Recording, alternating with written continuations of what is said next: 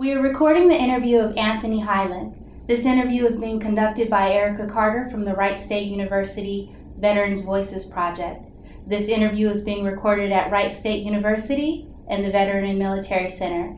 It is 3:27 p.m. on October 2nd, 2020. Where and when were you born? I was born August 15th, 1985 in Dayton, Ohio. Who were your parents and what were their occupations?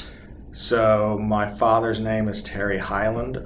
He's worked for what was called ASI back in the day, American Sales. Ultimately, he's a sales rep for Maytag, and he goes to college campuses, and ultimately they're the sales wing that puts all the washers and dryers in like all these high volume areas like dorms, and obviously that's kind of hurting right now with everything going on. My mom, Susan Carter, maiden name, was a mother for many years. She held a couple different occupations, but really she was there for us.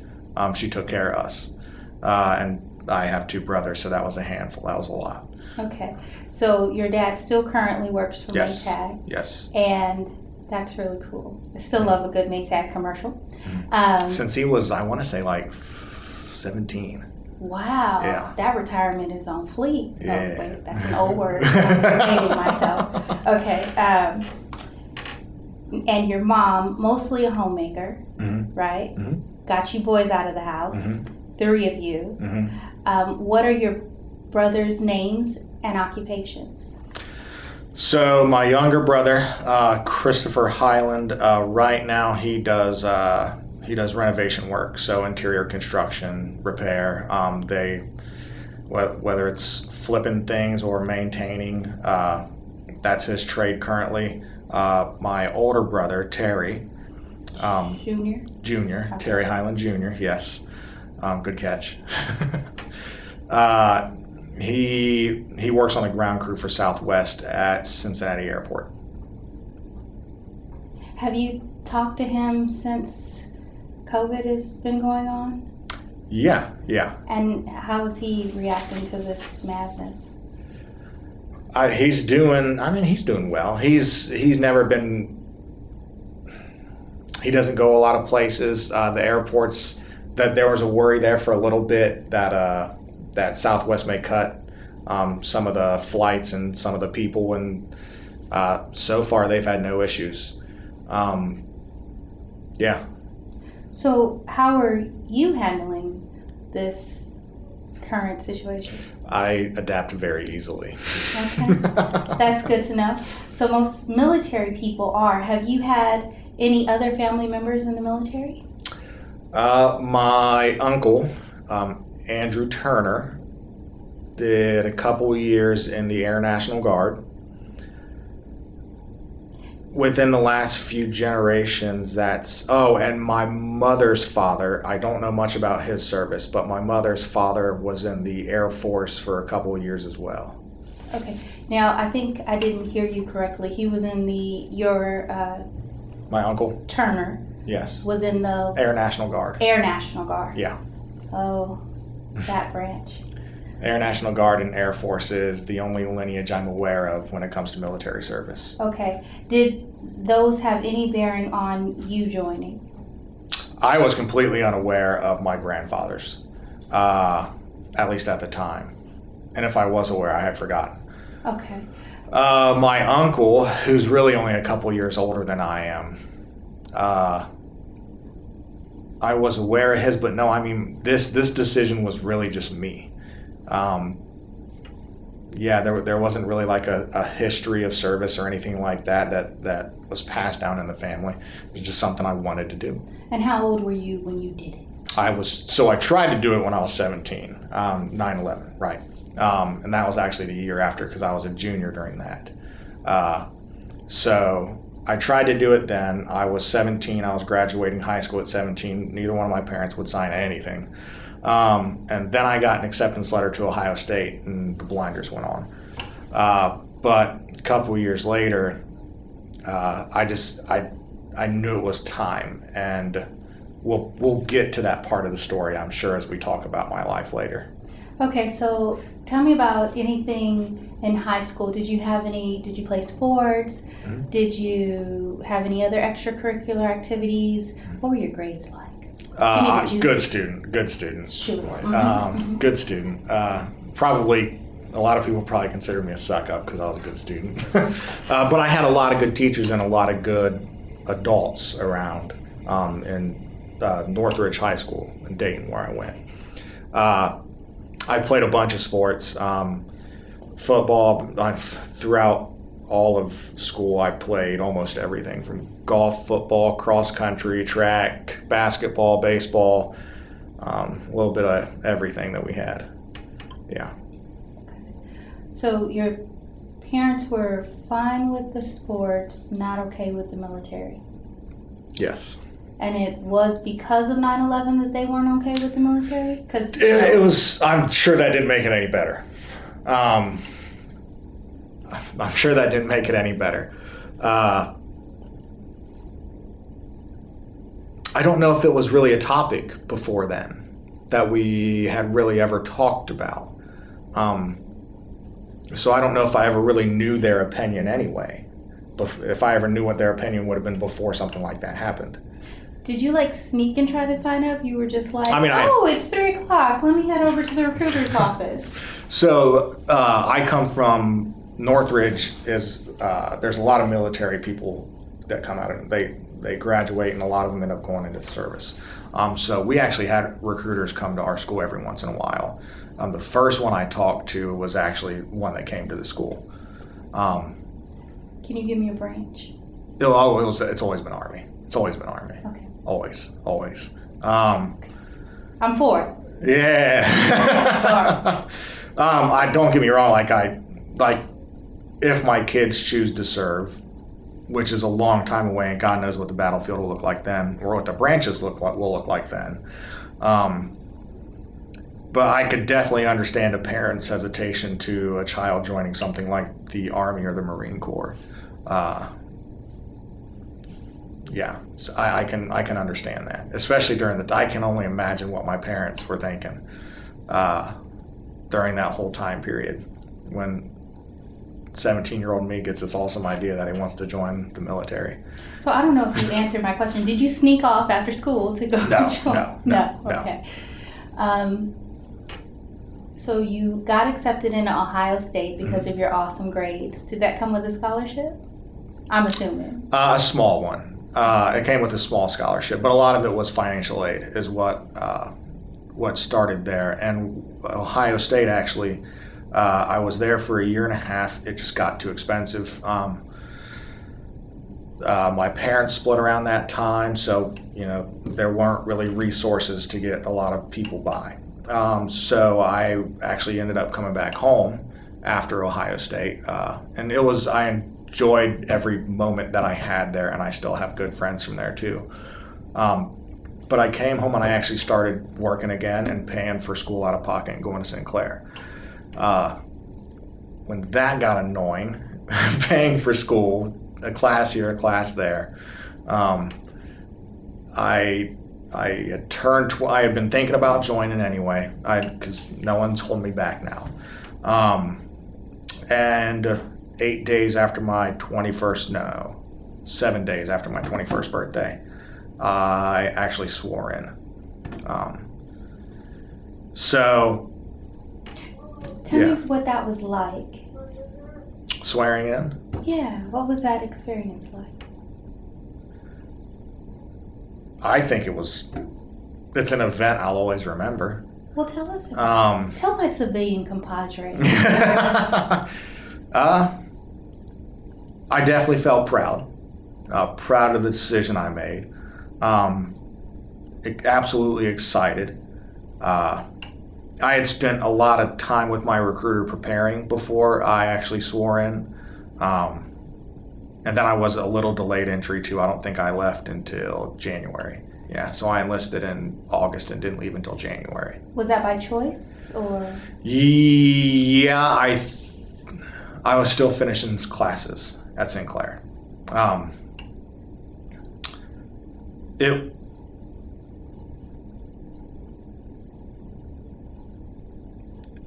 there was also a bit of fear underlying all that, right? And it's still kind of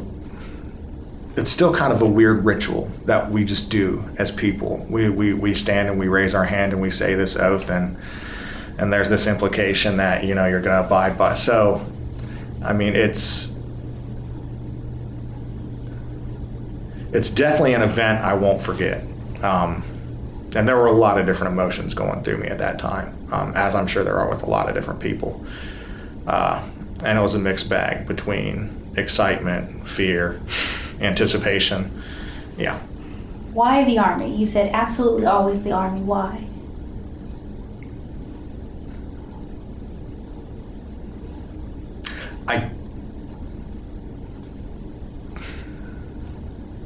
So obviously growing up in Dayton with Wright Pat right there.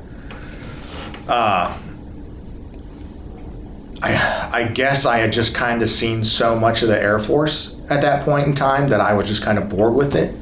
That, and from my perspective, when I was going into it,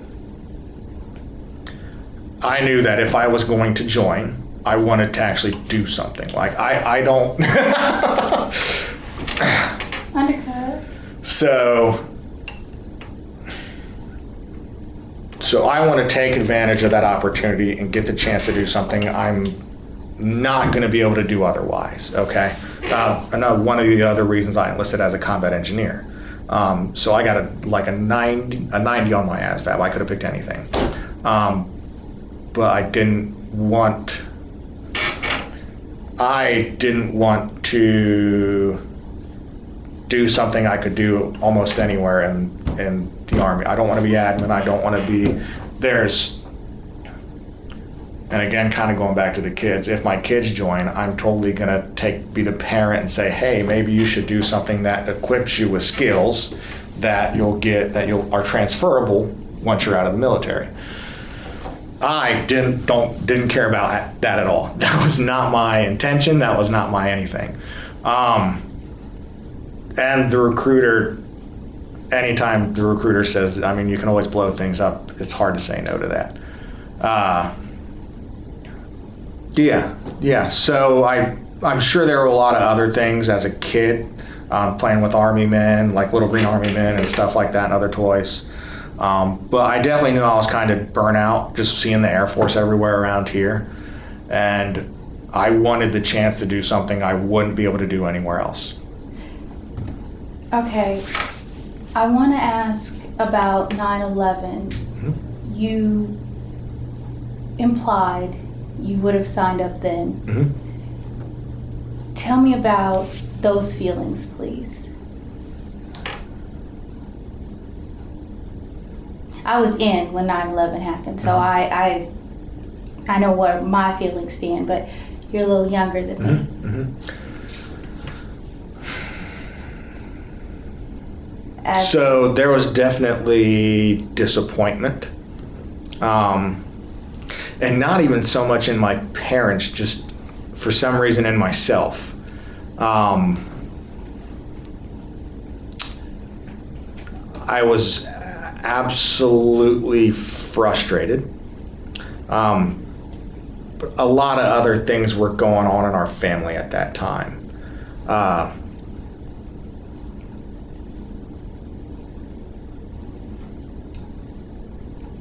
I was disappointed that I didn't get the chance to do what I thought I was capable of doing and what I should do at the time. It was one of those moments in your life where something happens, and sadly we as human beings need these catastrophic events to be woken up sometimes. And I felt like I wasn't getting the opportunity to do what I was supposed to be doing in the moment. I kind of felt robbed of that. What were you supposed to be doing? Like fighting the bad guy? I'm G.I. Joe too. So even as a kid, I knew no one person does anything. There's no such thing as, I mean, there's the modern day heroes, but there's no such thing as superheroes. There's even Elon Musk has teams and teams of people feeding him information and working for him and helping him make his vision an accomplishment. But I felt like I could just be part of it. I could do whatever I could do in whatever capacity I was in to make an impact. And I kind of do the same thing now. It's kind of a habit that I just have. I'm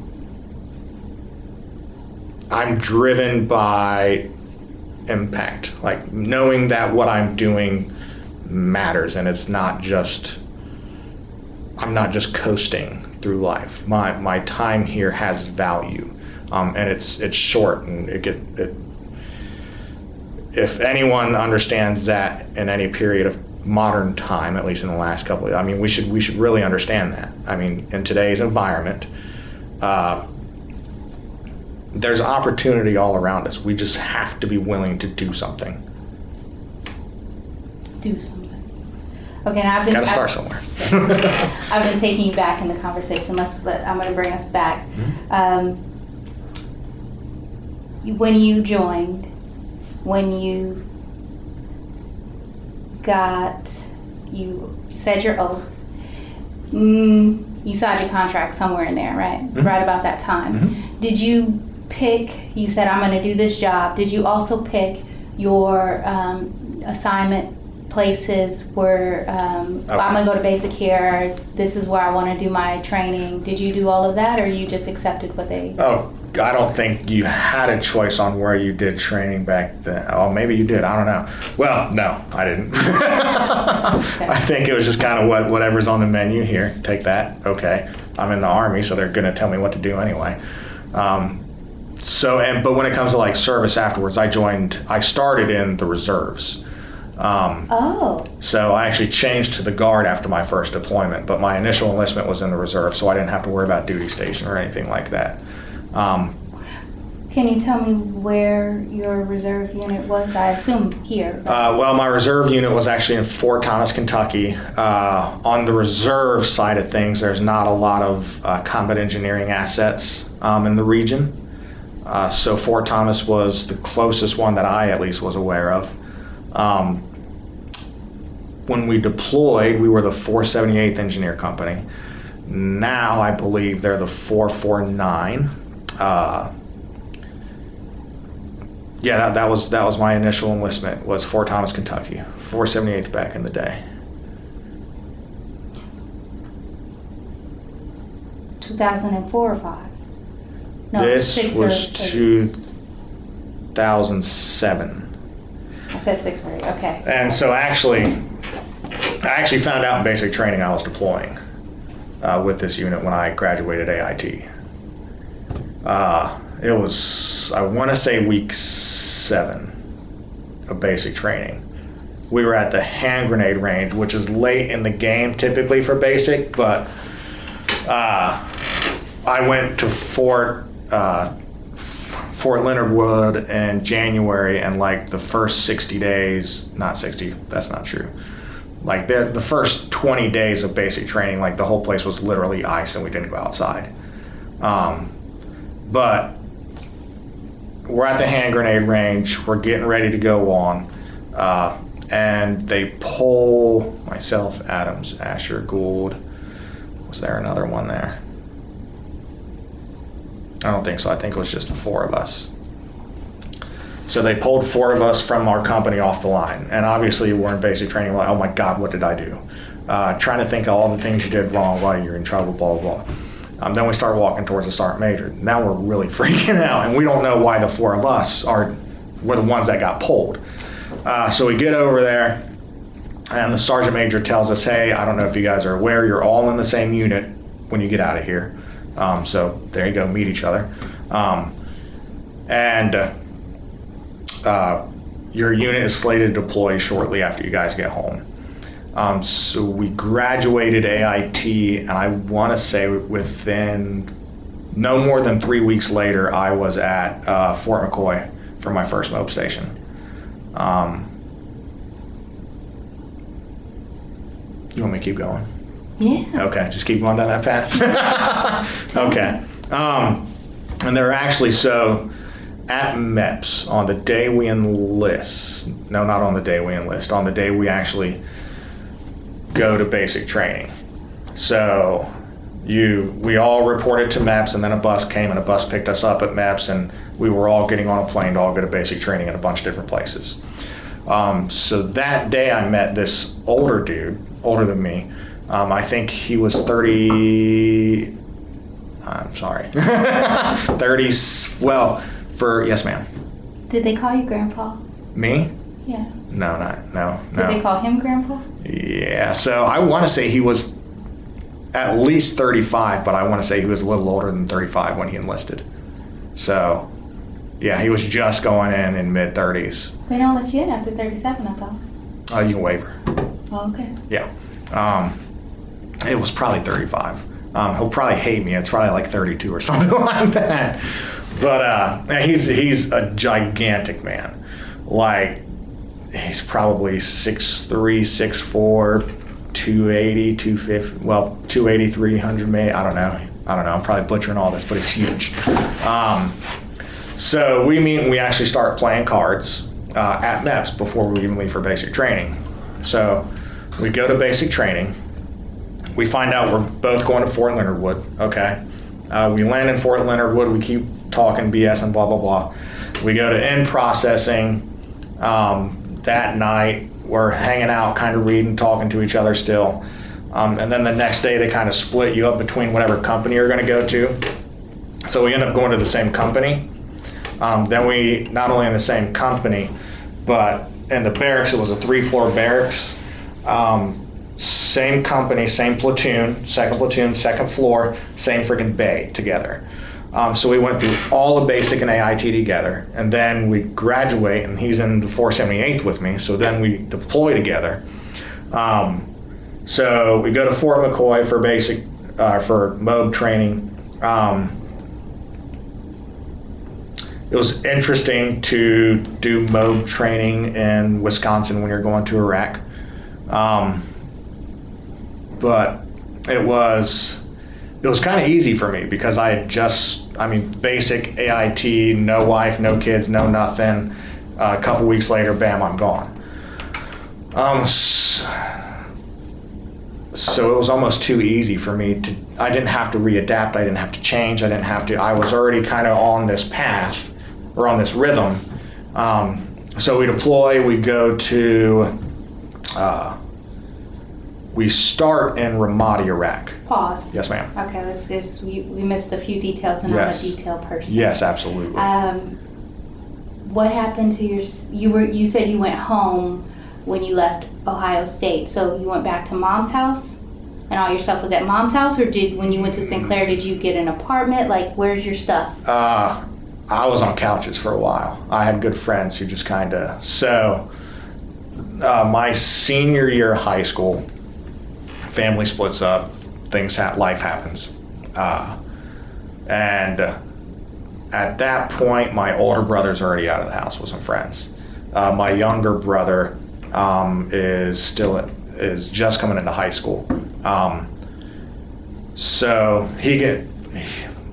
all of that impacted him the most out of the boys. But after all that happened, before Ohio State, I slept on a couple couches at a couple friends' house and it was kind of I was leaving in a couple months to go to college anyway.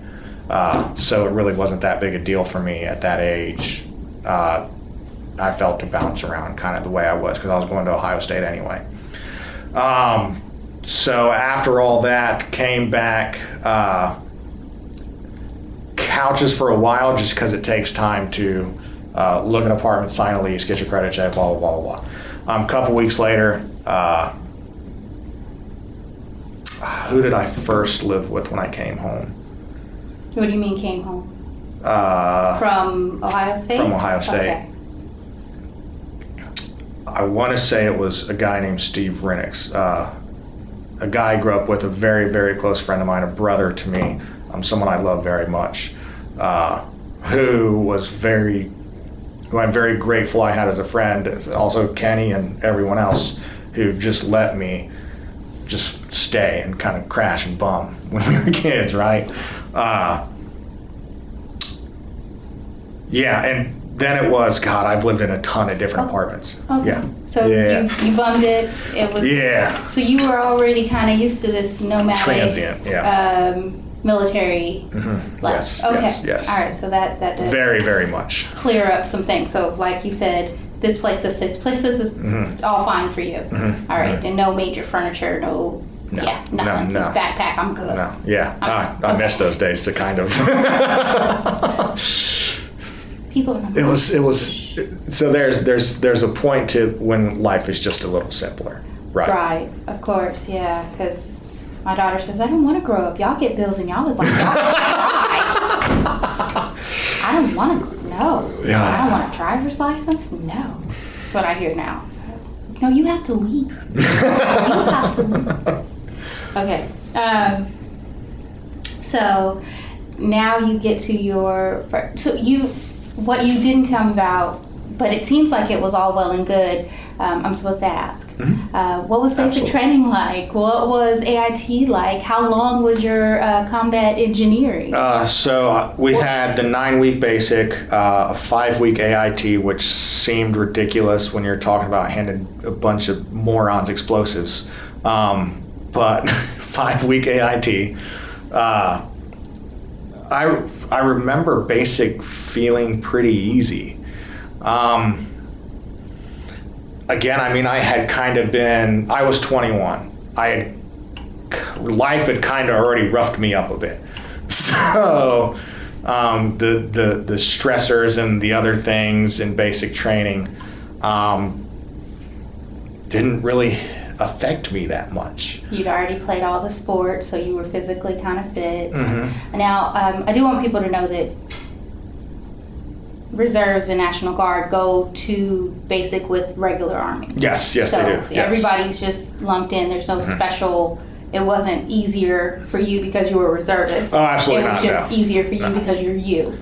Yes. I do want people to know that. People listening are going to be like, the reservists don't work at all.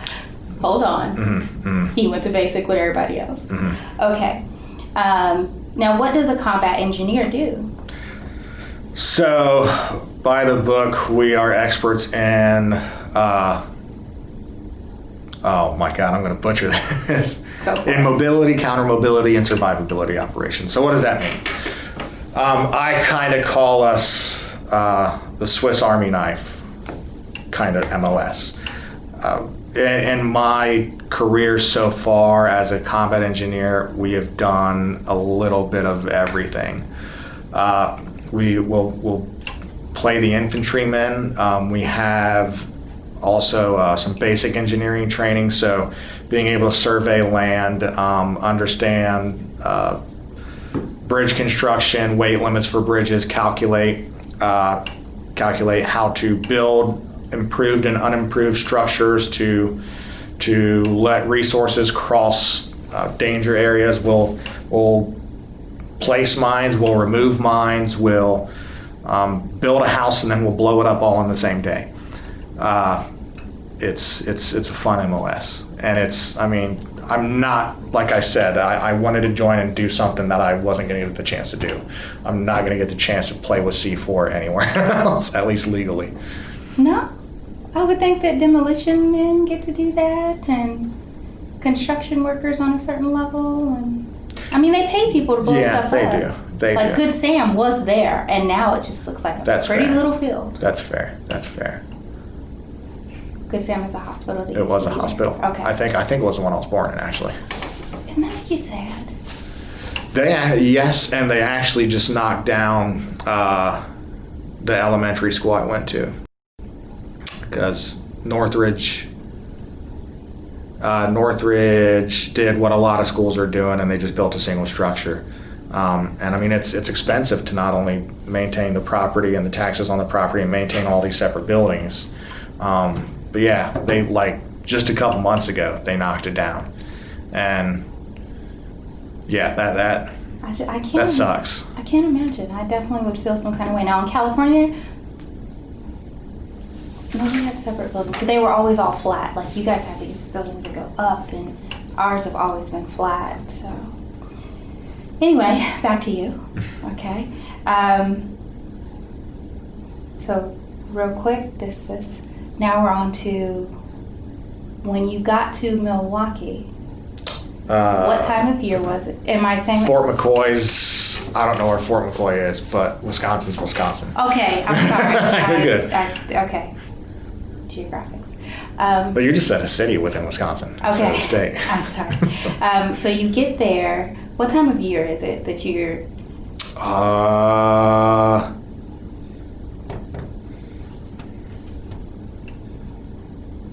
It's probably June, July at this point, maybe even August. Okay.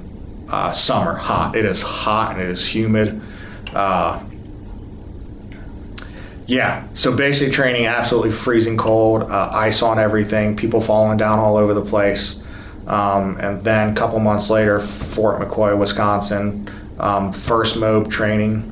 I enjoyed it. I enjoyed the rhythm. I enjoyed a lot of it. Arguably, even some days the food. When you say first MOB training, can you give a full word for that? Mobilization training. Okay. Yes, first mobilization training. Is there a second and third mobilization training? Why is it? Well, it was the first one I had gone through. Okay, so your first. So, and yeah, my first mobilization training. It was, I've always been curious on how things work, not only like mechanical things, but like people and society and organizations and groups. And so not only was I enjoying the training itself, but I always wondered how the Army worked. How does it function? What are all the different pieces that move to make this massive thing? What is really the most successful organization in the history of the world? So I remember watching all that and trying to understand everything that's happening, and just kind of thinking to myself, like, these are just a bunch of flawed human beings trying to prepare us the best they can for something that you cannot prepare for. And you're going through these motions, but there's so much value in training, and there's so much value in that repetition. But I just kind of remember at one point thinking to myself, this is going to be a broad generalization, but they're all making it up as they go. Like there's manuals and there's TMs and there's FMs, but they're guidelines. They're not Bibles. And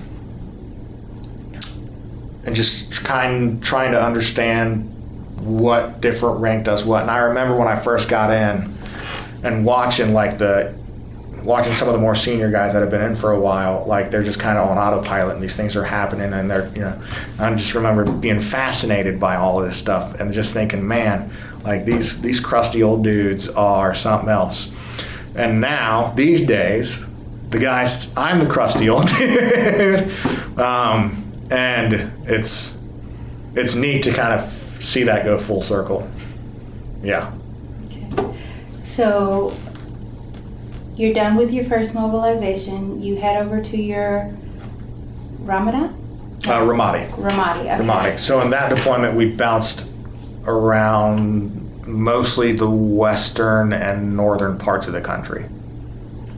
How long did it take to get there, and how did you travel?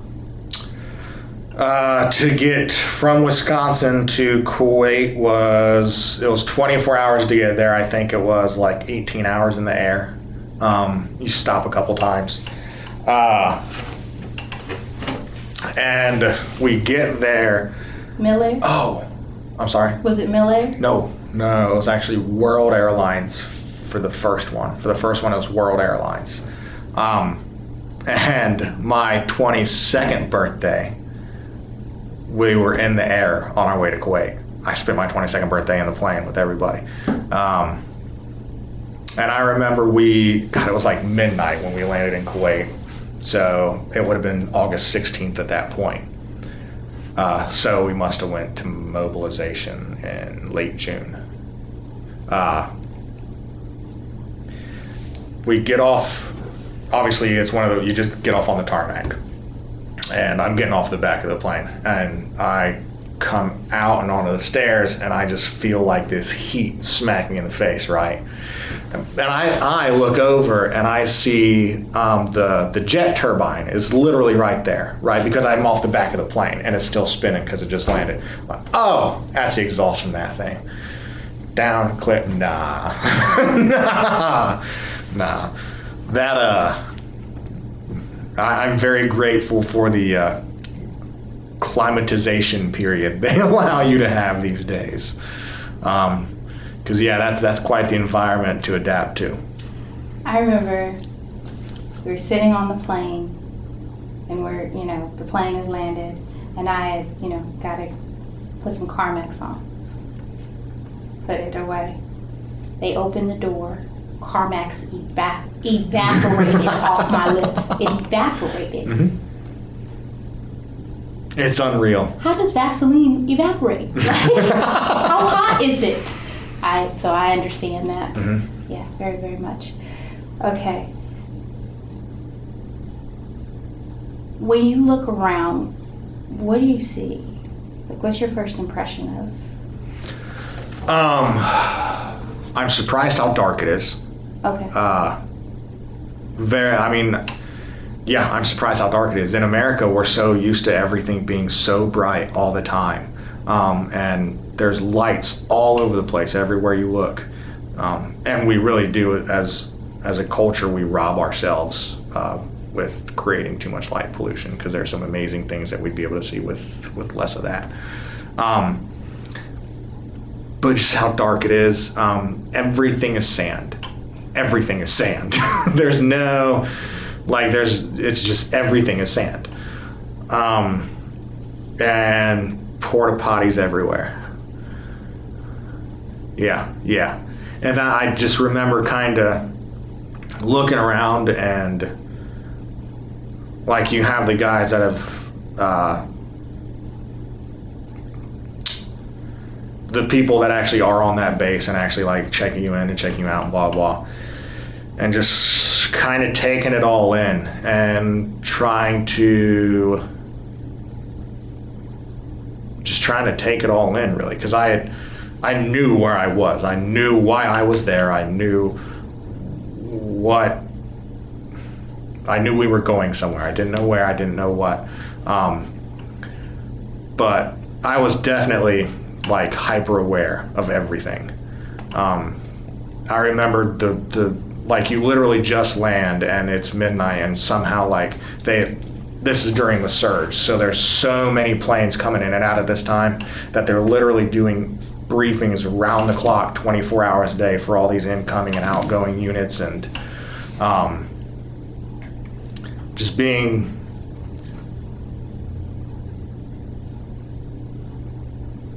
kind of surprised by how normal it kind of felt, because everyone's just kind of going about their thing and doing what they have to do. And yeah.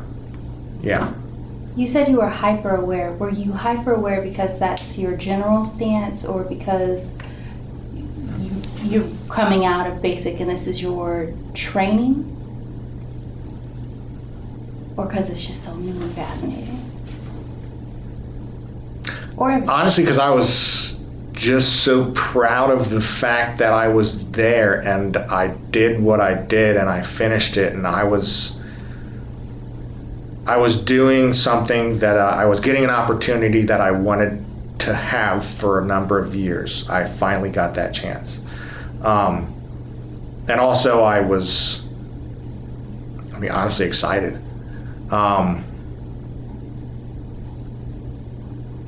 Yeah.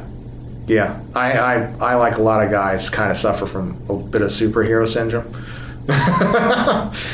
Where, yeah. But just... So next thought, what do I get to blow up, right? After I wanted to sleep first. I was definitely tired. But in the next morning, yes. All right. Fair enough. I was ready to go. When we hit Kuwait, I was like, let's go. and they actually ended up putting me on ADVON into country, or advanced party, i.e., and before the main body moves, you send a couple people to where you're going, and they scout and they set things up, blah, blah, blah. I was itching a lot, so they let me go on ADVON. And like to just be in the Army and just get into that unit, and there are a lot of really good NCOs in that unit, In the reserves, huh? Oh, yeah. Okay, that's me teasing. Our battalion commander was a rocket scientist. Neat. Mm-hmm.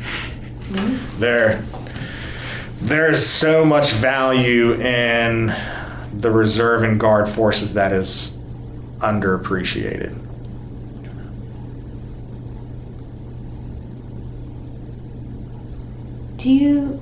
Your buddies, Mm-hmm. there were 4 of you.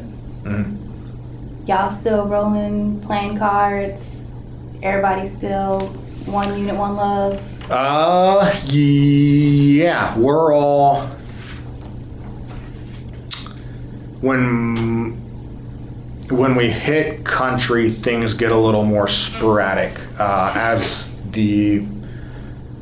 things evolve. Because at one point, like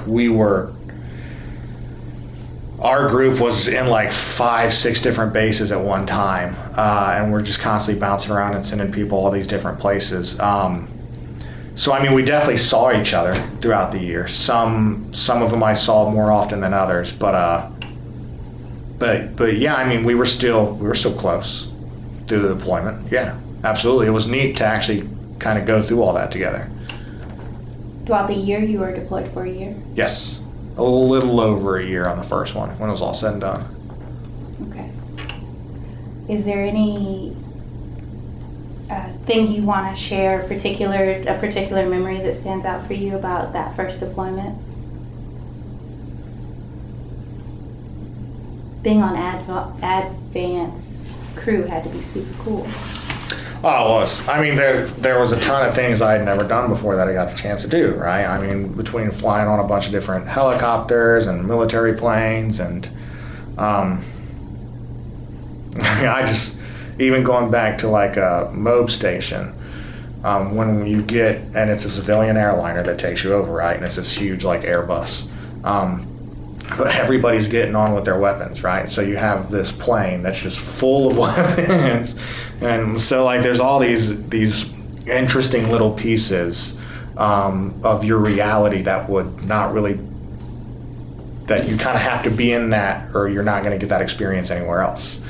But from the first deployment,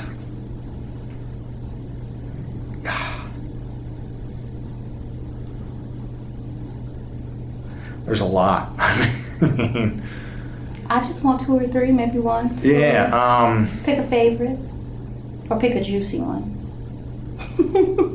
Up to you. One of the biggest ones was just my eyes being open to another part of the world and how life was for just the people that lived there, and what their world looked like, and what their communities looked like, and what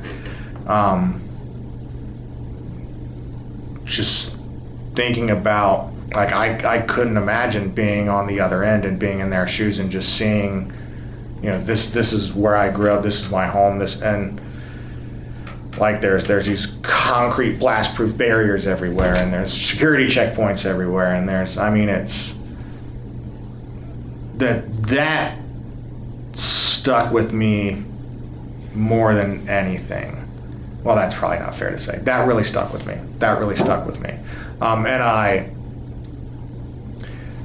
There were a couple times that guys in my unit were complete a-holes for no particular reason to these types of people. And they never did it around me after that. I hated that. Just seeing and trying to be empathetic to what's happening in their in their little sphere of the world and in their little reality. And just knowing that those actions do nothing but make things worse. Yeah. So when people say, like, oh, why did you join? Why would you do that? And a lot of the times my answer is because you don't want war here. Mm-hmm. You don't want that. Mm-hmm. You don't. You don't. We go there because you don't want it here. You ain't ready. And we have it so good. We do. So good. And like, Americans are spoiled. That's an understatement. They're spoiled. And may God bless us. yes. Okay. Yes. So, did you face combat? That's just a yes. Not directly. Not directly. Okay. No. Did you get to blow stuff up? Yes. All deployments or just the one? No, just the first one. The first one was with the combat engineer unit. The second one was with the horizontal construction unit. Hold on. Yep. We'll get there. Okay. Anything else about this deployment do you want to share?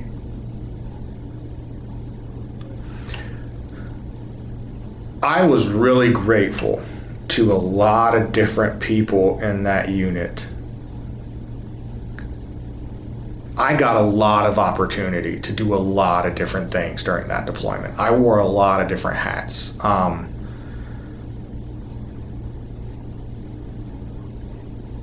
I was super grateful to just have the chance to make an impact and be useful.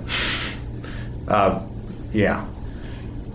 It sounds to me like you really walked away with a lot of growth and leadership skills. Mm-hmm. Mm-hmm. Absolutely. And I venture to say you use those now. I think we'll get to that. Okay. So, long year or short year? Did time fly by because you were having fun, or? Yeah, I mean, time flew by. Time definitely flew by. I got the healthiest I'd ever been. In what way? So so I graduated high school at like 145 pounds, 6 foot. And even out of basic training, I think I weighed 160. So I was just kind of skin and bones, right? But between just lugging the gear and doing everything that you do, and then just there's not much else to do besides do your mission and eat and go work out. And so I actually got up to 200 pounds for the first time in my life during that deployment. I came back as a good-looking, balding at the time young man. Good-looking redhead. Okay.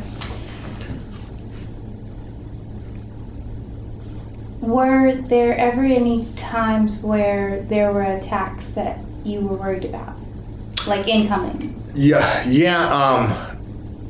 A couple of those.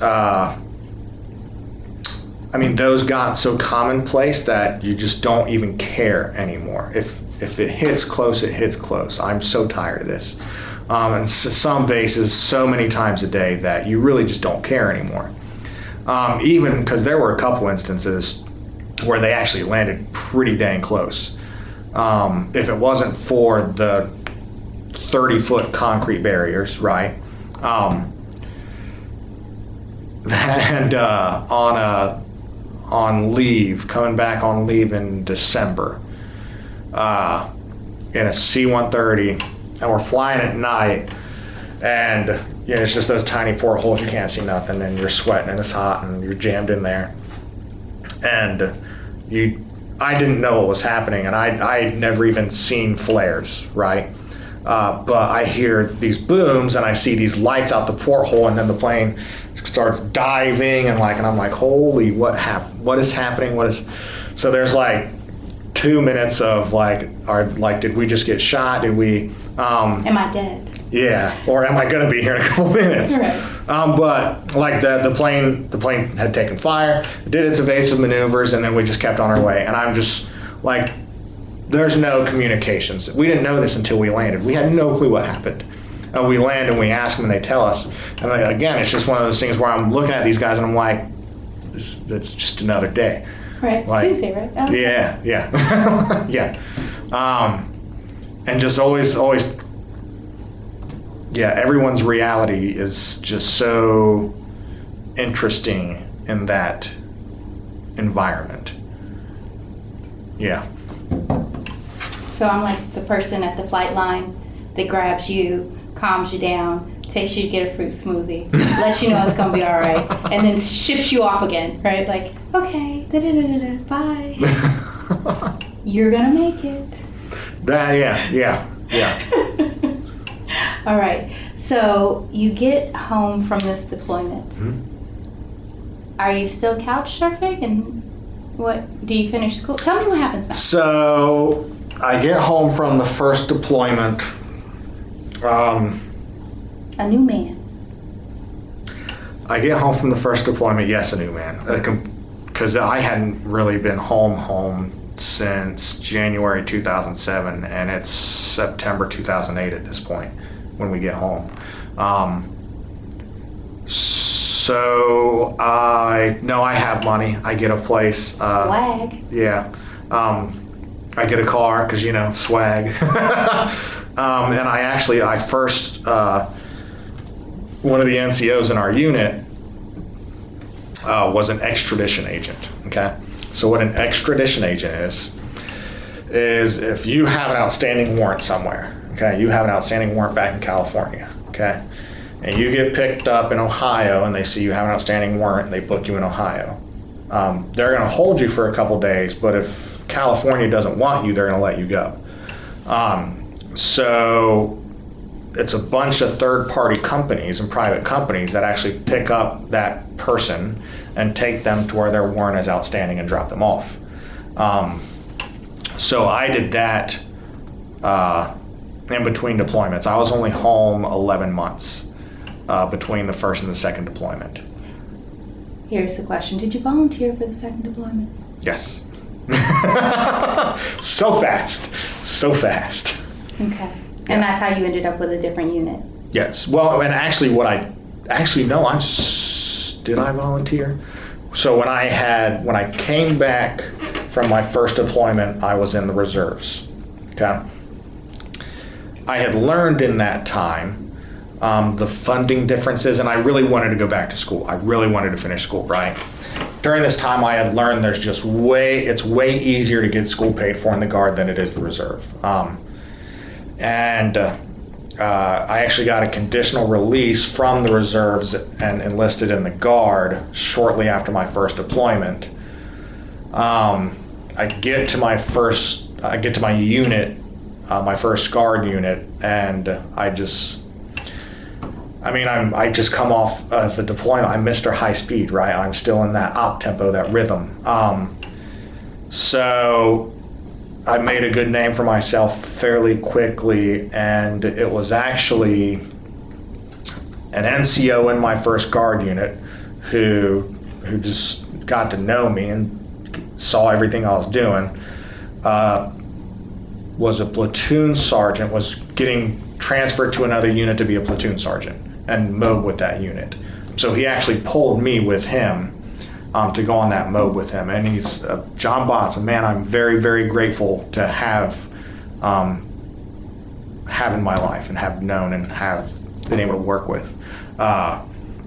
So he is actually what I wanted to anyway. I was going to volunteer. I probably even did the form. But it was actually him that plucked me and brought me into that second deployment. And the second deployment was with a unit so that first Guard unit was the 216th Engineer Battalion in Woodlawn, just north of Cincinnati. Then we go to the 1192nd Engineer Company up in what is now Camp Garfield, what was then Ravenna. We go... Do we go back to... I do go back to McCoy for MOB again. Yeah, I go back to Fort McCoy for my second mobilization training. And it's about the same time period too, summer. From that, what I really remember about that one was I had experience under my belt at that point. So I was getting the opportunity to actually teach some things and take some leadership roles and take on different challenges. And even though it was definitely a different type of deployment entirely, because this was a horizontal construction unit, so it wasn't really a combat-based unit. It was fun. I got to play on some pieces, like some heavy pieces of equipment, loaders, rollers, graders. It was neat to learn those things. So then the mobilization ends and we go. How long was it? Oh man. I want to say like 8 weeks. The mobilization was 8 weeks? It's a while. You have, because Okay. So for Reserve and Guard forces, what they do is they bring your unit together and you go through a mobilization. And what they're doing is not only are they training you, but they're evaluating your unit for fitness. Your unit can fail and they'll say, get out, go. And this, I want to say this was a fairly new practice at this point. It may be shorter now. I have no clue what they're doing now. But yeah, it was a while. Because you're actually, for your 1 year orders as a Reserve or Guard member, yeah, because you're only technically in country for like, I want to say like 9 months. So it may even be longer than 8 weeks, or it may have been longer than 8 weeks. We were there for a while for both of them. I remember that much. I remember thinking, I'm surprised how long we're here. But those active duty days are awesome. Yes, they are. They are. And I mean, it really helps to just grow as a unit and get to know everybody and spend that time together before you're shoved off into this madness. So I'm definitely grateful that it was so long. How long was your deployment this time? This one, we actually didn't have the unit replacing us. This was during the drawdown.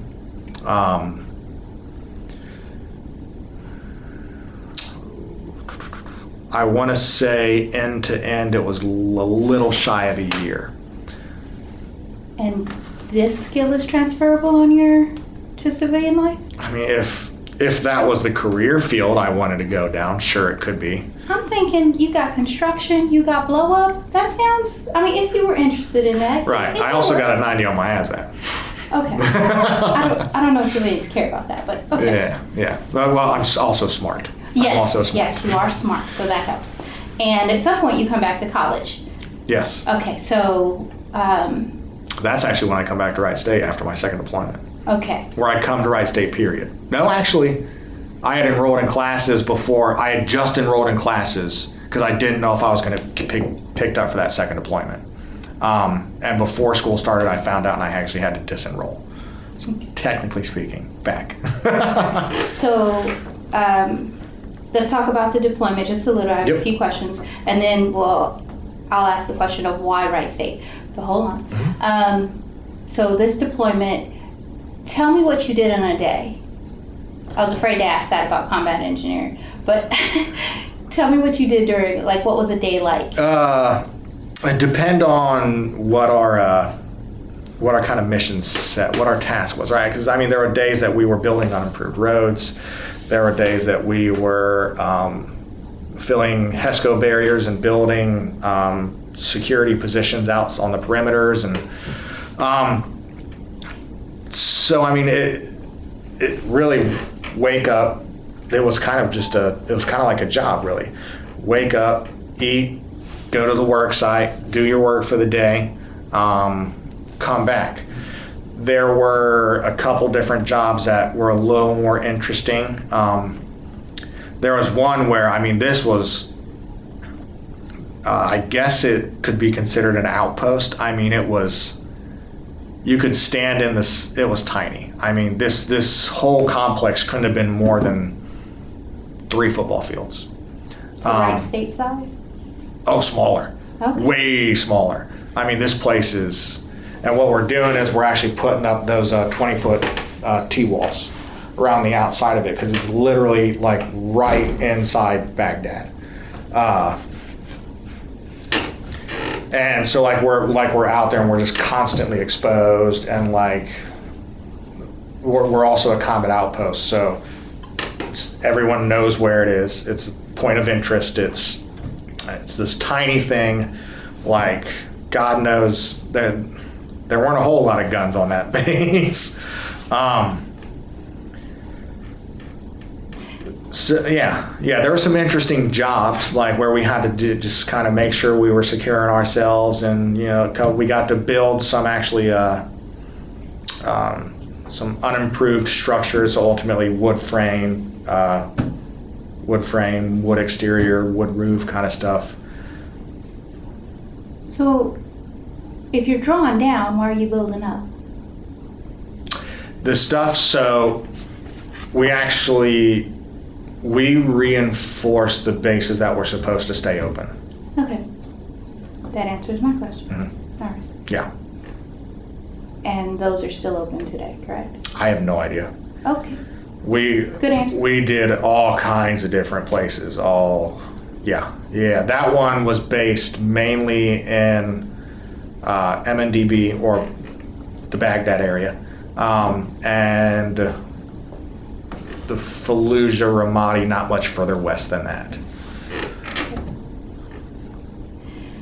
All right. You come back home again.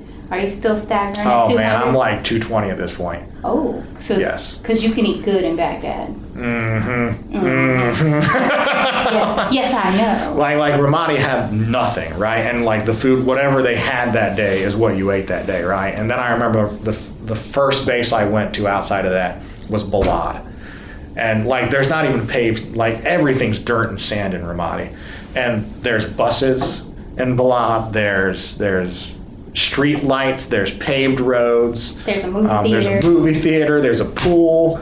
Like, I was looking at pictures the other day, and there's a picture of me working out in the gym in Ramadi. And ultimately, it was an old garage.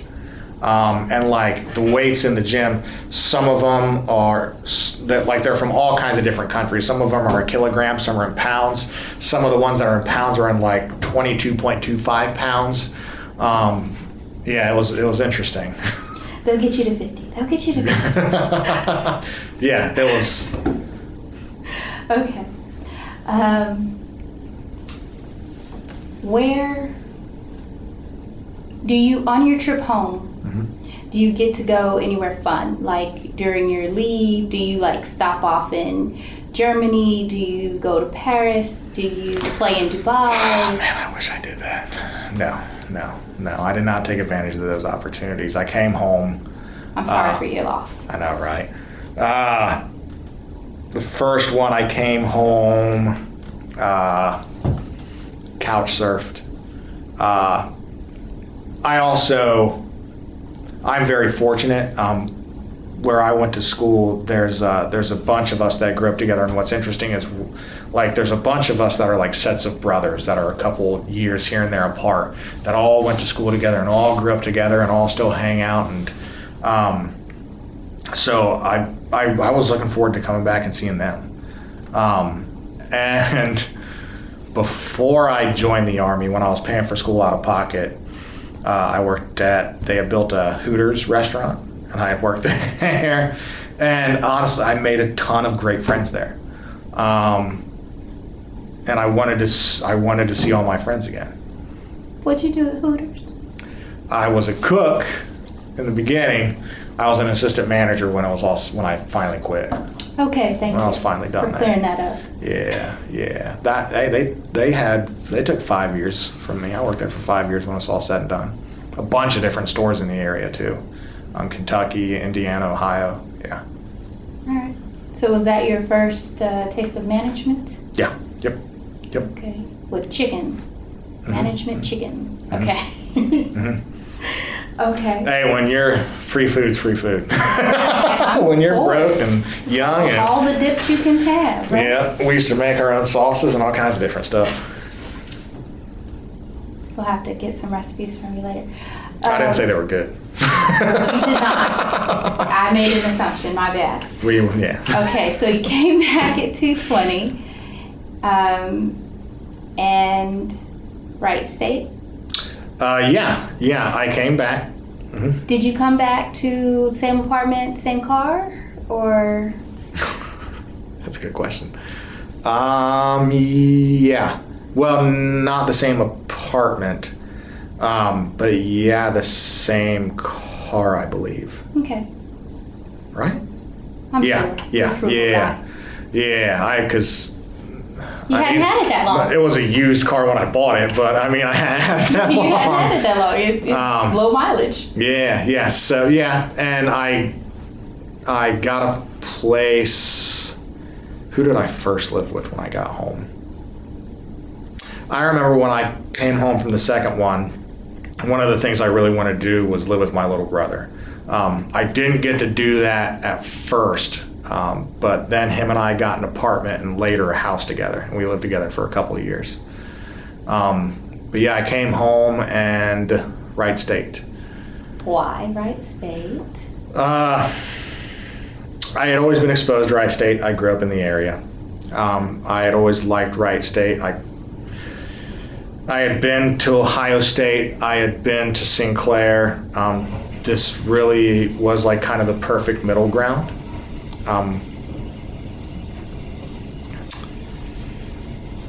And I came under the assumption that there would be quite the military type presence on campus.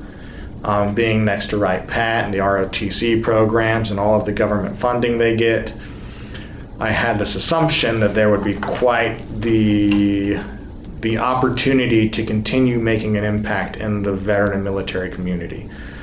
Back then, there was not.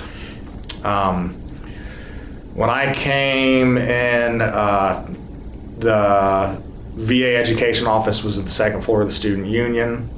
Some of us called it the VA closet. So with that being said, amazing work being done out of the group, right? It just felt,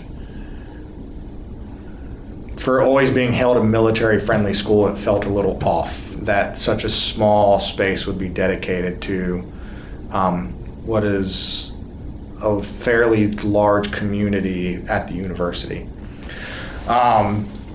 There was a student organization, a Marine Corps League, I think is what they were called. Actually, it was, because that's where I got Veterans League, because theirs was Marine Corps League. But they were actually all graduating, and that was it. My freshman year was their senior year, and they were over. So that's when I that's when I talked to Amanda a little bit more and expressed interest in doing something. And she pointed me to a woman named Valita Wilhoit. Amanda Watkins is the... Amanda Watkins, yes. Was then the... certifying official for the VA education office. And now she is the... She's a couple different things now. So you're going to have to help me out here. For the Veteran and Military Center, she is the assistant director. Yes. There we go. Yes. Okay, so people know who you're talking about. Yes, I just wanted to... During the next spiel we're about to go down, right, with Veterans League and the VMs, she is a huge component to all of the things that happen, right? Okay. At that time I meet Valita Wilhoit, who was a staff member who at the time worked in, I want to say, student services at the time, who was an old Army veteran. And I loved her. She was awesome. I absolutely loved her. And she knew how to push me and nudge me and keep me going. Very, very, very grateful that she was the one that I had there to help guide me through all of it, through creating a student organization, through trying to understand how to make that student organization actually execute things in the campus community and become a reality and do some of these things. I also met Jared Schenk at that point, which was another huge component to everything that happened. What grade was he in? Where was he at versus your freshman? At that point, I want to say he was in his master's program, but he was actually working in the bursar's office. Okay. For reference, we also have Jared Schenk's interview, if you'd like to check that out. Yes, we do. Okay. And you should check it out. That's a good man. I like him. Okay. So I talked to Amanda, who pointed me to Valita, and in the student services, that's right, because her office is the one that kind of worked with student organizations and everything else. So she walked me through how to create a student organization, and I created Veterans League. And at the time, I want to say we had to have 3 names. President, vice president, and I think a secretary was what they mandated at the time. So Amanda helped connect me, and we got 3 names to put on this piece of paper and submit to be an official one. The last name's escaping me, but I want to say the first one was Stephanie. I want to say I maybe met Stephanie once or twice in the duration she was with Veterans League, because we were really just trying to figure out who. I never even met the other guy. So in the beginning, Veterans League is like every Veterans League meeting for the first year is myself as literally the only student. Amanda Watkins, Jared Schenk, Valita Will, Hoyt. Oh, I'm going to hate myself. I feel like I'm missing somebody, and I'm going to really be upset with myself if I'm missing somebody. Was it the other Tony? Not yet. We're getting there. Was it Maybe Joe? I'm not missing anybody. Joe was a little later, too. Okay. Joe was No, Joe may have been before Hinojosa. I think maybe it was Joe. Yeah. I think here and there Joe was a couple. He was like a landmark here. Center. Yeah. Right. Joe was a landmark here for a while. Gorney was in and out during the earlier stages. Okay. So like the first year it was really just me. And I was working with them, and we were just trying to figure out what Veterans League was going to be and how to get the name out. So I remember I'm spending my own money and having a big vinyl banner made. Our second year as a student organization, I had a table out during Fall Fest. I wonder if that'll ever happen again. Fall Fest was like the first couple weeks of school where they do that huge campus-wide organizations and companies and stuff like that come and have booths and tables. Got a couple people engaged through that. That's actually where I met Hinojosa at that table. And Anthony Hinojosa, okay. Yes, who is a Navy veteran. So I meet him at the table, and we get to talking, and he's like, "Oh, well, when's your guys' next meeting?" Well, it just happened to be that day. It was later in the day after the festival. So he comes to his first meeting later that afternoon, and at that time, because the new school year was starting, we had to have the 3 names again, right, to stay a student organization. So in Anthony Hinojosa's first meeting with Veterans League, he was deemed vice president, kind of voluntold, and man, am I happy I did that, because he was a huge part of the success of everything. So we brought him in the next couple of years.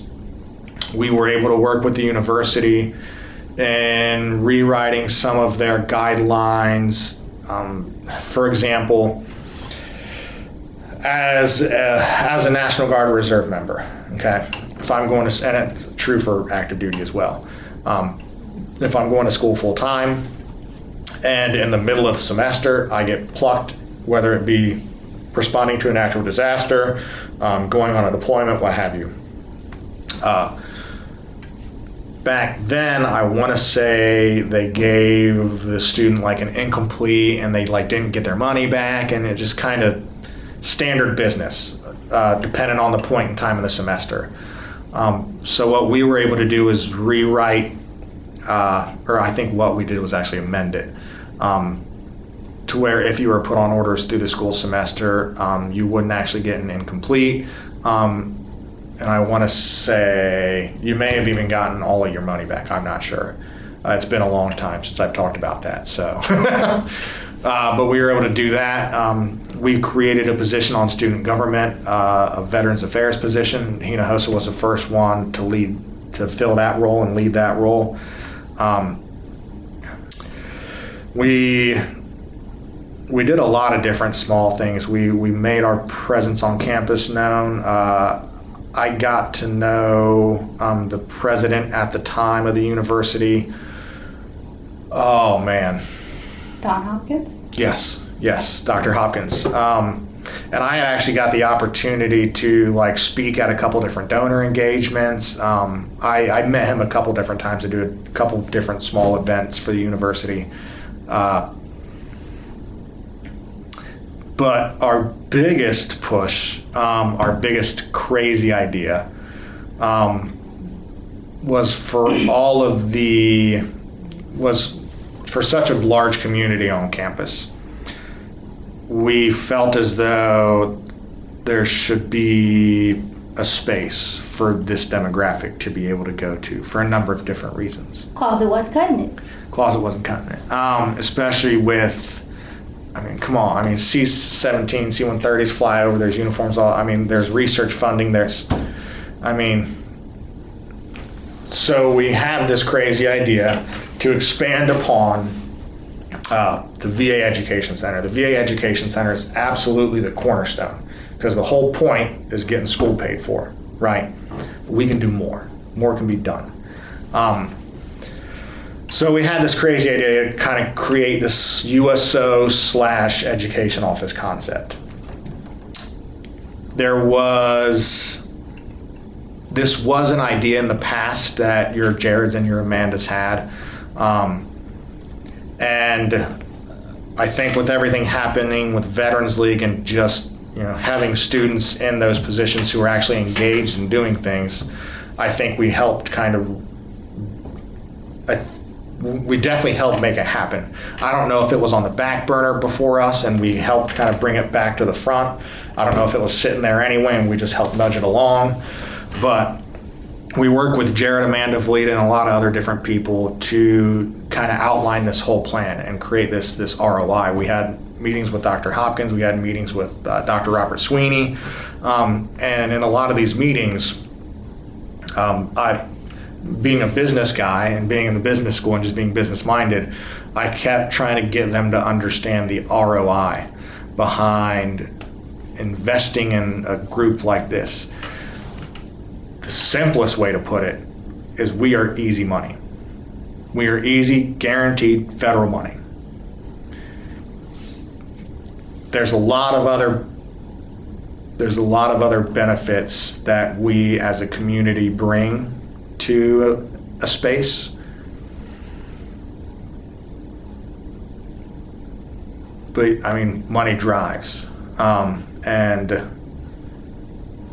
what we wanted to be able to do was make that ROI point, just get them to understand that there's a lot of different community groups that, how do I want to phrase this?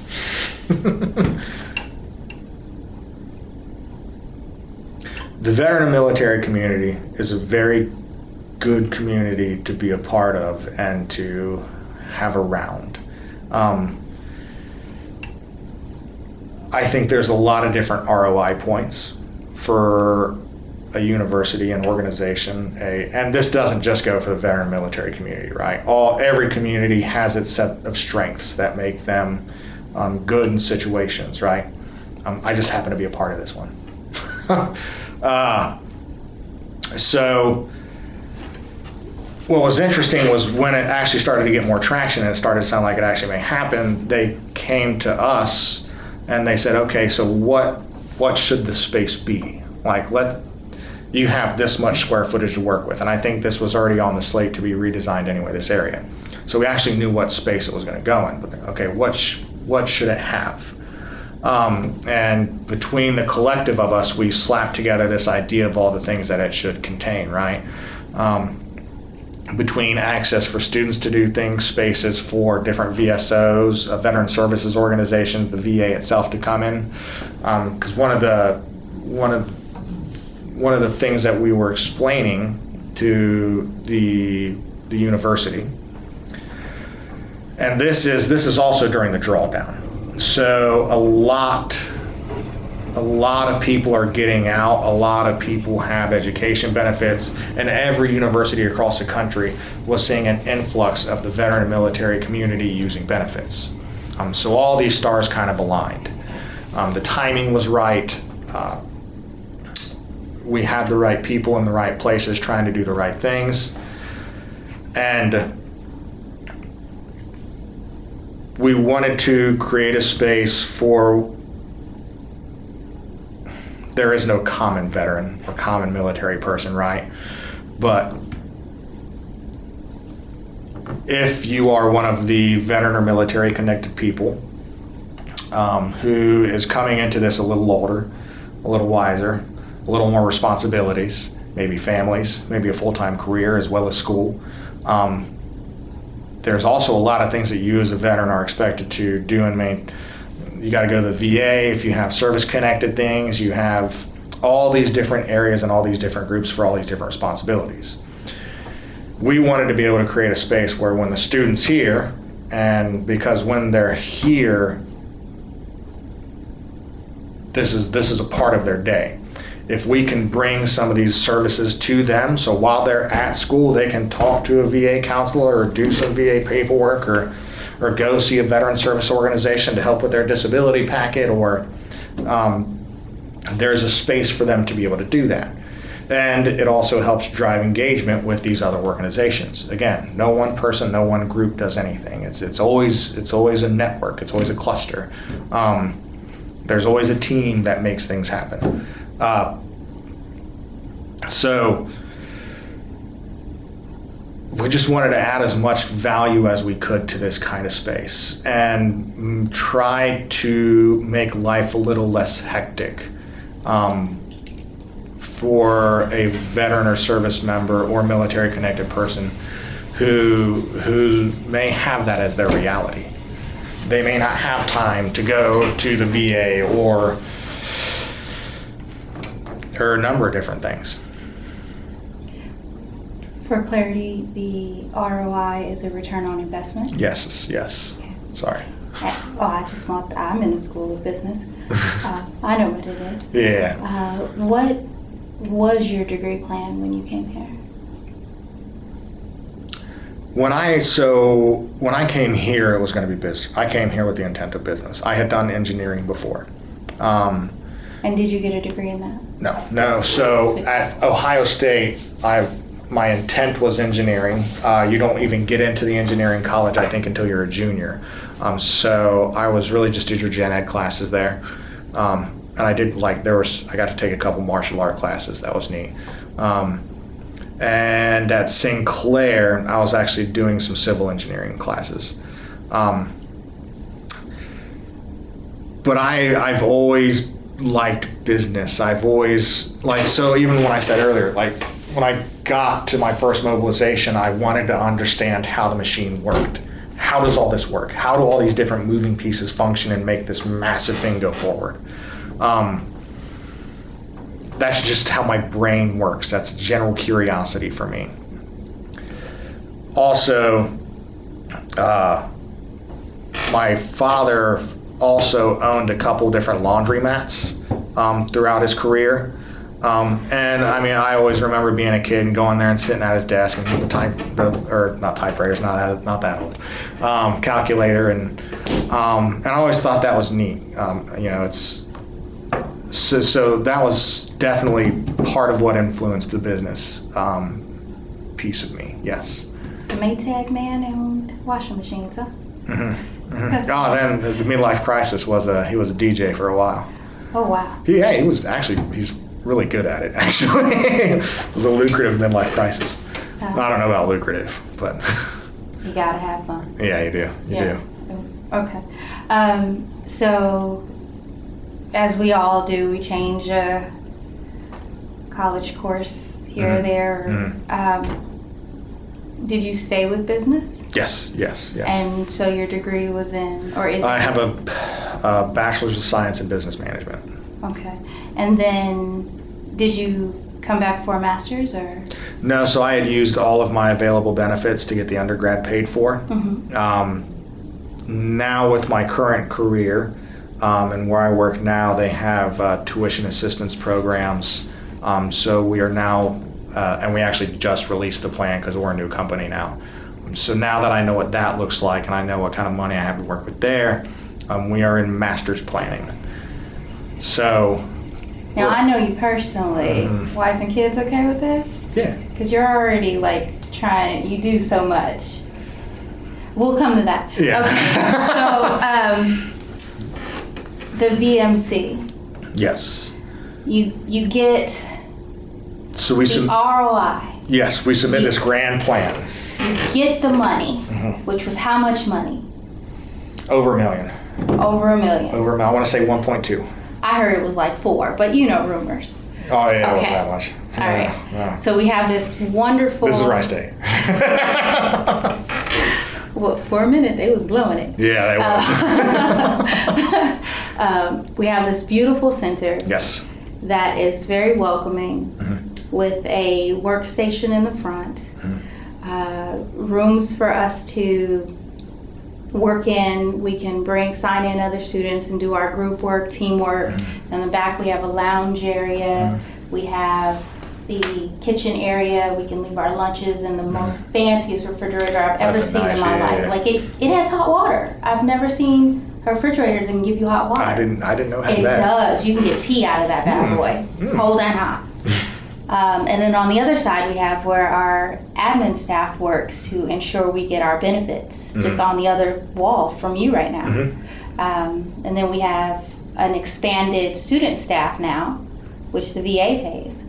So as you stated, this center has brought, I don't even know what big word to use here. It's crazy. It's crazy. It's crazy. An amazing amount of investment. Yes, and opportunity. Yes, because this is the entire reason I attend this school is because of this center. And I can't tell you how that makes me feel to hear. I don't know. It's kind of weird to just see, to have this idea back then, right? What year was that?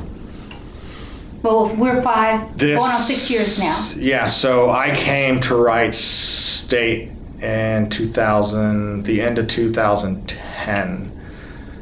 So 2010, 2011, so 2014 the center opened. I want to say we got it's actually going to happen in 2013. That sounds about right. Yeah, because it was about a year. So from 2011 to 2012, we do the position on student government. We rewrite some bylaws. We get to know some people. 2013, we work with the board that was deciding on, because what we did was we worked with Amanda, Jared, and Valida on a lot of these ideas, and then they would take these to a board that they were a part of, and this was part of that board's decision. And we went back and forth quite a few different times, editing and changing and rewording. And when we finally got the yes, and when we submitted the design idea, and when they said, hey, that's pretty good, and they do all of it, they don't change almost anything. And then just to see through the entire process, I can't speak well enough about Wright State. Valida would always tell me students' voices matter, talk, be vocal, you guys matter here. And I mean, it's hard to kind of believe that. But at least in my experience, it was absolutely 100% true. And once I understood that reality and how to navigate that reality, I was able to be a part of things that were pretty awesome. To not just get shot down immediately with what we thought was kind of a crazy idea. Instead, it was, we kind of like that. Give us more. Well, what about this? What about that? And then to actually see it be built, and then Anthony Hinojosa, we got to submit questions for all the different candidates to interview and stuff, and Anthony Hinojosa actually got to interview Seth. Then they bring in Seth Gordon, Dr. Seth Gordon, who is now the director of the VMC, okay, as well as other things. And to see what he has started here, and the team that he's built, and the people that all of you who have done what you've done with this space and with this opportunity is just awesome. It's absolutely amazing. And the fact that I just get to be a small part of it makes me extremely proud. Yeah, small, whatever. Okay, so I want to talk about the club that you and Tony had. Yeah. How big did that group get before you graduated? So I actually graduated before the center was actually built. Okay. When you left, when I left, it was really half a dozen of us, half a dozen students. And me and Hinojosa were really the drivers that I remember. Not a lot. We were still extremely small as a student organization. I know they grew after that.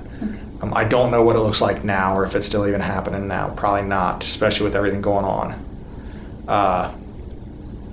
It is not.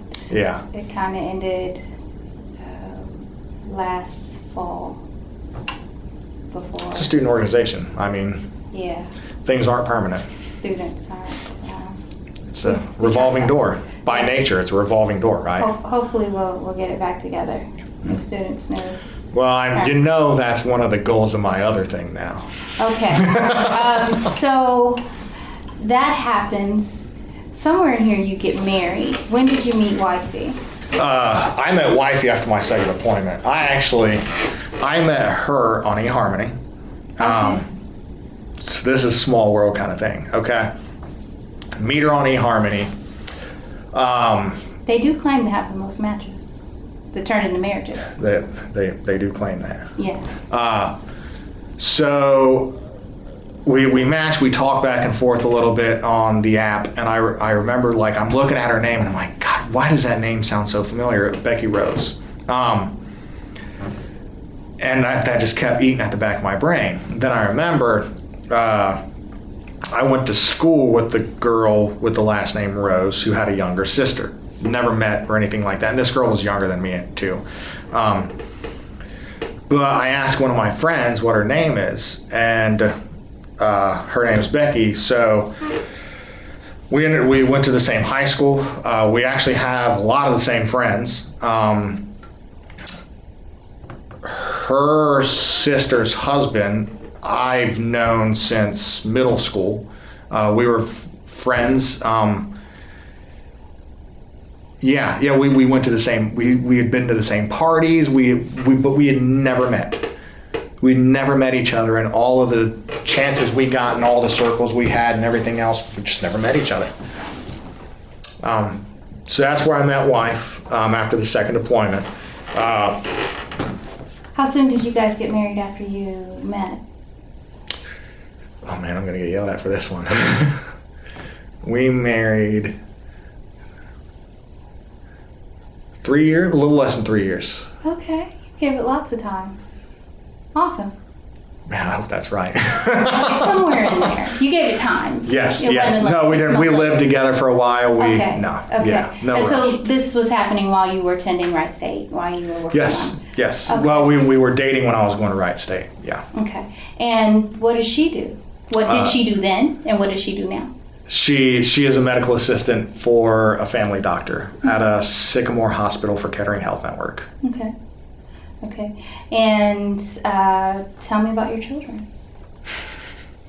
If you care to share, yes. you don't have to. My absolutely awesome, beautiful, insane children. I have a 4-year-old daughter named Emery. She is a Sour Patch Kid. She is the absolute sweetest, nicest thing, and then she is a demon. But it's absolutely amazing. And man, there's just something about having a little girl. Something indescribable about that. And she's tiny, like she's probably still wearing 3-year-old clothes. Like she's very small for her age. My son, who I think is up to a 9, 10, I know he was wearing a size 8, is 6 years old, is absolutely gigantic, is all boy. He is all boy, and one of his favorite things to do is make people laugh. He absolutely loves making people laugh. I love their little personalities. Man, life completely changes once you have kids. Perspective, man, perspective. Okay. Thanks for sharing. Mm-hmm. Okay. I've seen your son. I thought he was 10. Yep. You ain't lying. You ain't lying. Okay. So you graduated from here, Mm-hmm. and did you go into the job you have now? No, because the company hasn't been around that long. Well, so I was going to school here. Mm-hmm.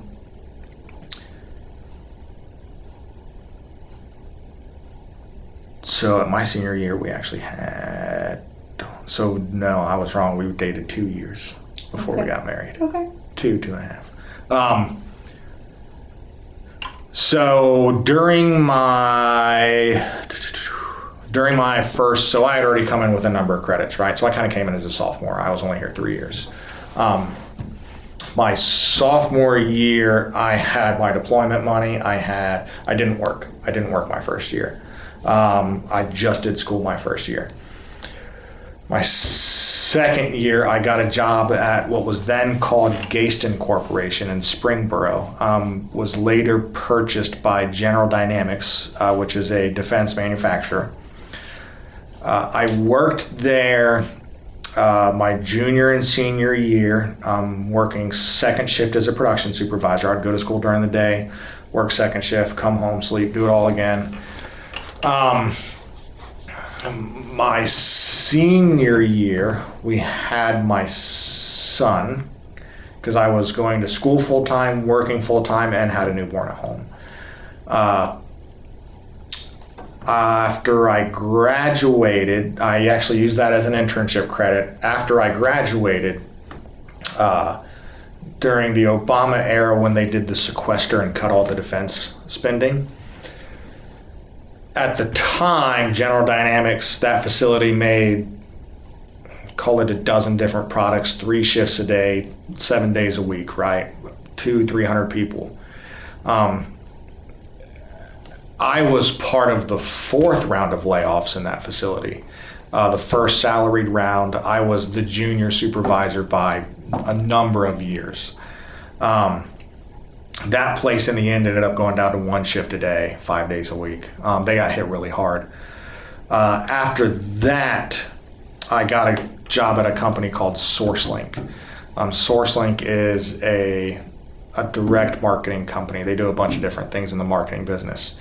I started as a production supervisor there. In the first year, I was given my own department as a production manager.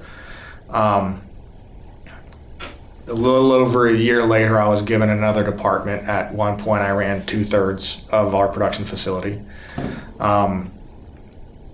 At like 31, 32 years old, it was pretty interesting. I learned a lot. I'm very grateful. SourceLink really gave me a whole lot of opportunity to learn and grow and try and challenge, and I got a lot of opportunity in that place that I'm really grateful for. They ended up getting bought out. Like they're in a niche market. They get flipped as a company every 5-7 years is my understanding. So they got bought out. Admin change is gone again. Then I was given an opportunity at a place called L3 Technologies back then, which is another defense manufacturer. I worked for them. Now it is L3 Harris. I am now a manufacturing engineer, but I'm more of a project manager in practice. I'm doing a lot of different things right now. I actually employ 4 Wright State interns out of the College of Engineering. We're doing manufacturing simulation modeling, some data analytics, data visualization, automation. I always, every job I had, I always tried to get Wright State involved somehow. I meet a guy at L3 Harris, who in his role and in his career has used universities a lot, and him and I got to talking, and we have a lot of the same shared vision for the future. And he was actually the one that helped me bring Wright State into L3 Harris, which was absolutely awesome. And now I have 4 interns, and I'm about to probably hire a 5th, and our project is growing and our team is growing, and it's really awesome. It's really awesome. And now I work for L3 Harris, and our facility is a space and sensors facility. We make space avionics equipment as well as intelligent electro-optical image detection systems, a bunch of high-speed IR cameras for a number of different platforms. Neat. Okay. My question to you now is, I started here in 2016. I'm out December. I've seen you around here since then. Mm-hmm. Like every year, every time. Tell me what you're doing around here still. So I was actually absent for, how many years was I out? Well, technically speaking, almost 5 years. So after I graduated, had kids, had the career, was still in the Army. That was National Guard. National Guard. Okay. Sorry. And there just felt like there was a gap after I left Wright State. There was a void, just life didn't feel complete. And for a number of years, I had just always bugged Seth. I absolutely loved that this became a reality. I loved what was happening. I was always interested in what was happening. I still am interested. And in 2019, well, this was probably late 2018 when he came to me with the idea, because we didn't start until 2019, February. But I was given the opportunity to continue the lineage. So Veterans League was meant to support the student. So when you're in the service, you have your fellow service members, you have your organization, you have your leadership, you have all these different support elements, right? When you come to the civilian world, things can feel a little lost. Things do feel a little lost. The VMC was created to help bridge that gap while you're a student, trying to juggle all of the different things, okay? VMC's filled that gap very well. Well, now it happens when you graduate. Yeah, peace out. There's a ton of different organizations and groups out there, right? But once somebody leaves one, if they're unaware of one, they're a lot less likely to go and find a replacement, right? So I was given the opportunity to create what is the Veteran and Military Alumni Society. The idea is now when the students leaves and they're no longer a student, we can still continue to be a part of their life and continue to help them succeed and continue to grow our organizations over the years, just so we can help as many people as we can help. What if I just want to hang out? If you just want to come hang out in the VMC, just come hang I out. don't want to hang out with students anymore. Oh, you're talking about, you can totally just come hang out. I just want to hang out with my VMAS people. I mean, we'll be hanging out online until we can actually hang out. I mean, I got it. But, I want to complain about work. Can I do that with you? Mm-hmm. Okay. You got to wait until the end of our monthly meeting. Or you can come. We complain all the time in our weekly meeting. You're more than welcome to join the weekly meeting. Okay. All right. So, VMAS, right? VMAS, yes. You want to say what that was? So, the Veteran and Military Alumni Society is the next chapter in what has been my experiences with Wright State so far. What started with Veterans League, and the Veterans League didn't become the VMC, but what started with Veterans League and then seeing what happened with the VMC and all the good that's done here, VMAS hopes to support all of these efforts as well as establish some of its own. Right now, we are a very small group. We are a steering committee. We were just founded February 2019. We had some pretty grand plans, and then some stuff happened, and it slowed some things down. But so far, what we want to do is a couple different things. We want to help the students from this group. We want to be able to vet things like recruiters, like different companies over the years, right? When you graduate from here, if you still need a job, we don't want you just going to any recruiter, okay? Because you never know, it's a mixed bag what you may get, right? So one of our goals is to build a database of local recruiters who will actually take care of the people that we send their way.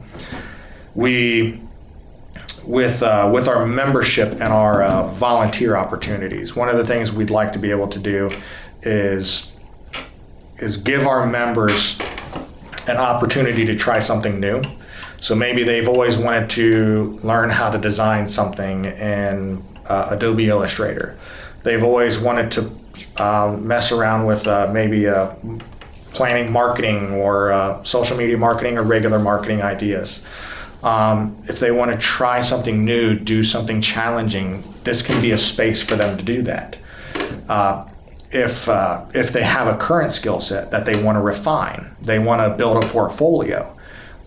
We have all different kinds of ideas right now, plans, goals, in which we can help support that member by giving them the opportunity to create that portfolio, which will help them make $30,000 more a year in the future. If they're an expert in their field and they have a huge network and they just want to give back, well, we welcome you as well. I don't know how much I heard after dollar signs. Yeah, I kind of saw your face. And so like in this world that's becoming more and more digital, a lot of your technical skill sets have things like GitHub, right? Where you have a digital portfolio that you can reference and point people to. A lot of times people are looking for experience on a resume. More times than not, it's hard to find that experience they're looking for because no one will hire you to get you the experience. If there are pockets of experience that we are able to give you the opportunity to learn, that will also help you personally and professionally in the future, we want to be that medium. We don't want people to do stuff just to help us. Whatever we ask our volunteers to do, we want it to be mutually beneficial for them as well. Okay, sounds like an excellent organization. I recommend everybody join. WrightStateVMAS.com. Okay, fantastic. Let's finish up the interview. Okay. Is that okay with you? Yeah. Is there anything that we've left out about you? I will say this, especially based on a comment you made a minute ago. I am a super busy person. I'm not super busy. There's days I feel like I could do more, which would probably get me choked. But what makes it all possible is the fact that my wife is there, and she's helping not only with the kids, but helping me, putting up with me, and all of the different things that I do want to do. We've learned a lot together, and we've grown a lot together, and she's a huge part of all the good that I'm able to do. She's a part of in one way or another. Go Becky Rose. Heiland. Go Becky Rose Heiland. Yes. Okay. Have you remained in contact? It sounds like you have. That you remember everybody's name from basic and. Not everybody's name. Okay. a lot of people. But you are in contact with your fellow veterans and friends and. These days, not as much as I'd like to. My last deployment was 2010, so it's been a number of years. Right, I've been in America for 10 years. So sadly, a lot of those older connections, we'll talk on Facebook every once in a while, something like that. The unit I'm in now, the 811th Engineering Company in Amanda, Ohio, which is one of the best units in the state of Ohio, period. I have been fortunate enough to meet a lot of amazing, not only soldiers and NCOs, but just plain old human beings. We have been challenged a lot in that unit, and we have grown a lot in that unit together. And I'm going to be very sad. I'm in the medical retirement process right now. I'm going to be very, very sad when the day comes that I no longer get to see those people every month and spend time with those people every month and get paid to go blow things up and shoot guns.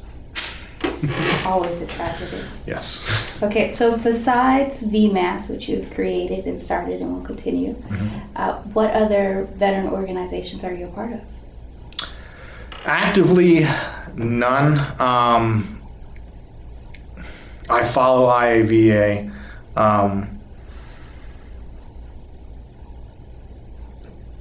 But really, I've really been investing a lot of myself in this one. I want to make sure that we are aware of all of the other organizations out there so we can point people in the right direction. And as I get more resources behind VMAS, we will be actively engaging those organizations much more than we are now. Right now, we're a little resource starved. We're a steering committee. Yeah, you gotta do you. Before you can do others. I get it. Okay. It took me a while to learn that lesson, by the way. I caught that early in life. I think I got that one before I got the team. But now I'm in the circle. How has your military service impacted your feelings about war and the military in general?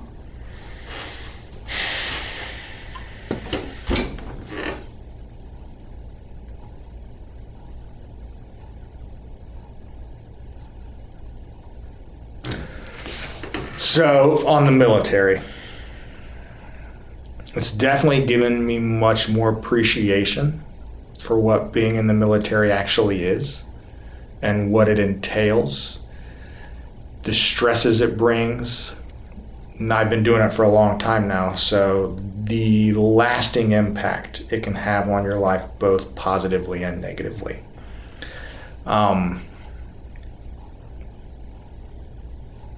It obviously, but definitely feels much more real now than it felt when before I had joined and before I had gone through the experiences.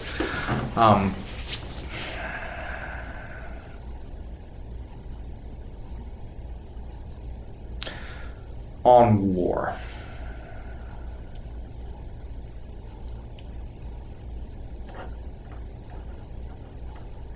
we as human beings follow quite a distinct pattern.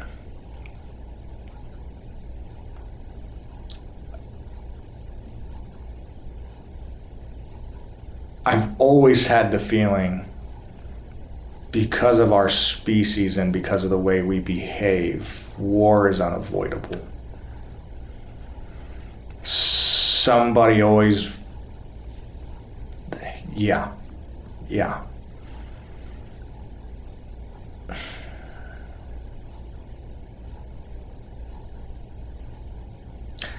I appreciate much more the impact it has to the environments in which it happens. It makes me sad that something like that has to happen around people who just want nothing to do with it, and they can't escape it. It's their reality. It's their backyard. It's their front yard.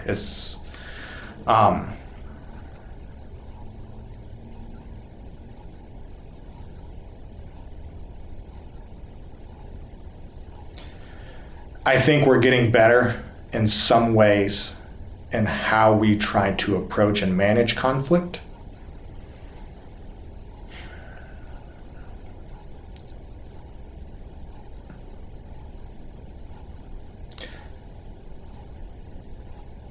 I just don't know if I've never thought it's unavoidable. I definitely don't think it's unavoidable now. Or wait, did I say that right? Avoidable. I don't think it's avoidable. I think it is unavoidable. I think conflict is in human nature. History has shown us that time and time again. Whether it can be driven through a number of different mediums, right? It is what it is. When I was a part of it, I tried to do good things in the time and space that I was a part of it, and I've just tried to take comfort in that piece. Okay. And we thank you for that. Thank you. Okay. Is there anything you feel like we haven't discussed or that should be added to this interview?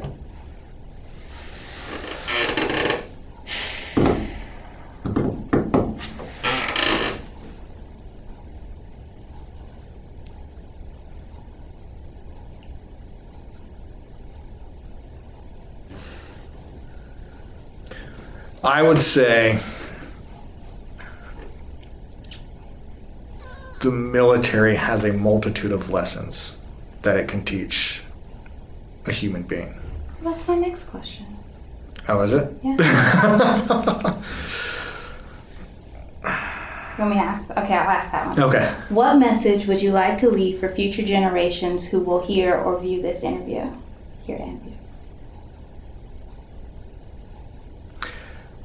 Today's military and tomorrow's military will be... I've been doing this for 15 years. Things have drastically changed in 15 years. The military opens you up to opportunity that would be difficult to find anywhere else. It opens you up and exposes you to things that make you think, that force you to think, that force you to be uncomfortable.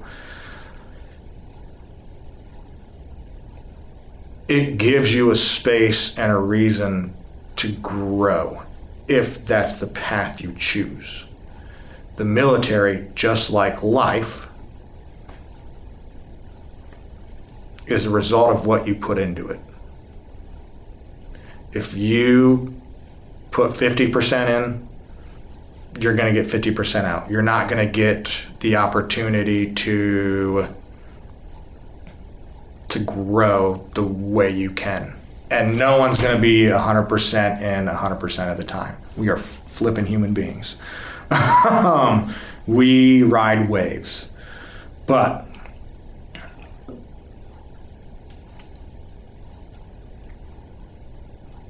for future generations, I think the military will be much more of a true career path and career opportunity as opposed to what it was thought of 15 years ago. 15, 20 years ago, you could drive a truck, you could drive a semi for the Army for 30 years and get out and not have a CDL. Small things like that, right? The military is repositioning itself to supply the individuals who volunteer themselves to it with the tools that will help them succeed in the future. There's a ton of different things that you can do in that space. We have a whole new branch in the Space Force. The opportunity is there. If you want it, you can have it. Good. Okay. Thank you for that. All right. That concludes our interview with Anthony Heiland. Thank you for your time today and for your military service. Thank you for the opportunity to do this very much.